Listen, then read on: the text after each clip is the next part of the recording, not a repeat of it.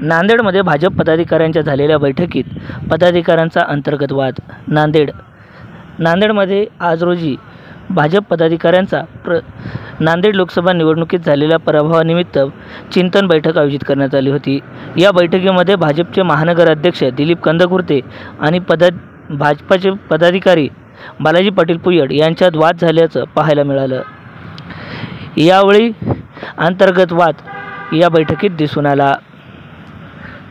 पाहूया याविषयीचा हा वृत्तांत. बसा बसा. हा चला काय अधिकार आहे ते आम्हाला सगळ्यांना कळते. बसा. हो बसा. हो तुम्ही बसा. बसून घ्या तुम्ही. हो बसून घ्या. हा मला चला मला राजीनामा मागायला तुम्ही गेले पार्टी मागाय. हा चला बसा. तर नांदेड विधानसभा मतदारसंघातील तुम्हाला अधिकार तुम्हाला खूप अधिकार आहे. बसा. काय केलं काय नाही माहित आहे. बसा. अरे बसा. हो जे केलं ते पक्ष बघा.